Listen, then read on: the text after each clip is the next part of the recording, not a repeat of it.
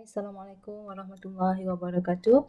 In this video, I'm going to present you guys the last example related to chapter 8, and we are going to try and solve this equation, this trigonometric equation, where we have 3. This is cosine of x squared minus 2 sine of x minus 3 is equal to 0, and the range of x is between 0 until 2 pi, so it is including 0. So notice here, this is x can be equal to 0 or greater than that, and here is x is less than or equal to 2 pi. So again, I'm going to just convert this in terms of degrees, so that would be 0 degrees. X is between that until 360 degrees, so this gives us the idea that our theta is going to be around this range, and just stop here, okay, after it completes one round of circle. So now let me write the equation given here. So we have 3 cosine of x squared minus 2 sine of x minus 3 equals to 0. Now if you notice, what we have here is something that is a bit complicated, slightly complicated, not so much, because here we have an expression of sine x, but over here we have cos x, something to do with cos x.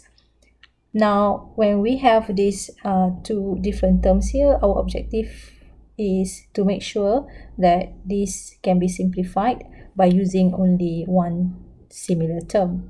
So what we can do is we can simply substitute cos square x by using what we have learned in the trigonometric identity, which is sine square x plus cos square x is equal to 1. Okay, so why are we doing this? Because we want everything to be expressed in terms of sine x. Sine x here is the simplest form, so cos square x can be actually represented by 1 minus sine square x. So by doing that, we have a similar term, which is sine x and sine x squared. Okay, so that's what we're going to do. We are going to substitute cos square x with 1 minus sine of x squared minus 2 sine x minus 3 is equal to 0. So next we have 3 minus 3 sine square x plus, minus 2 sine x minus 3 is equal to 0. This can be cancelled out. And since we have negative and negative on this both sides, so that also can be written as 3 sine square x plus 2 sine x is equal to 0. So we can do that.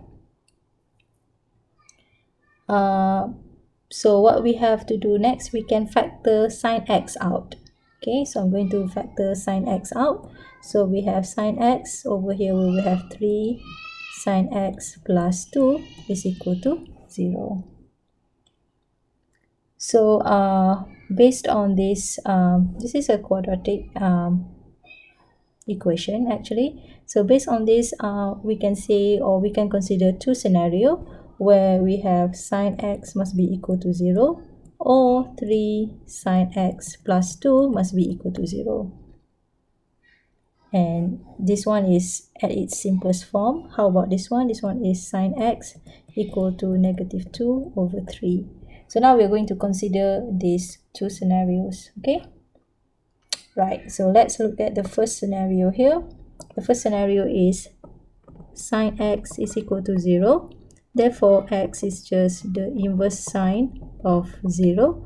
And we know that the answer here is going to be 0, right? Therefore, we know that the inverse sine of 0 is going to be 0 degrees. But it is also true for 180 degrees. Okay, 180 degrees. Sine 180 degrees is 0. And it is also true for 360 degrees. Sine of 360 degrees is 0. So we stop there because we have completed the circle. because the range given here is between 0 to 360 degrees. So finally, we can write that the answer here is, in this case, x is 0 degrees, 180 degrees, and 360 degrees for the first scenario here. Now let's consider the second scenario. So the second scenario is sine x is equal to -2/3, and like I said earlier, negative is just an indication of where our angle is going to be. So if I sketch this simple diagram here, our angle, so the value of sine here is negative, therefore our angle must be either on this side or this side. Okay, so therefore when you want to find what is x, you can just simply take the inverse sine of x and you just consider the positive value, and if you plug in this value into your calculator, the answer is going to be 42 degrees. So this is the angle 42 degrees and 42 degrees. Okay, so therefore, so I'm just going to say therefore x is this. So therefore x is finally going to be, so my x is finally going to be from this point going until this point. So this is my first angle, which is 180 plus 42, so that is 222 degrees. And another angle is from this point. It's also moving and stop until it reaches here. So that is 360 minus 42, which is 318 degrees. So these are the values of x. Now we are going to consider this value here, and finally, and also this value, and write them in terms of radians to match what is given on the range here. So final answer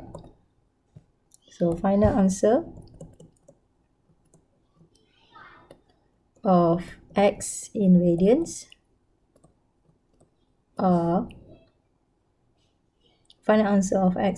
are, so this one is 0 degrees, so which is 0. Next 180 degrees, which is pi. 360 degrees, which is just 2 pi, and 222 degrees, which is 1.23 pi, so about 1.23 pi, and 318 degrees is 1.76 pi. Okay, so that's the final answer. All right, I hope the video here has been beneficial to you guys, and I hope it gives you some good ideas on how to solve the trigonometric equations. And with that, thank you very much for watching. I'll see you in the next video.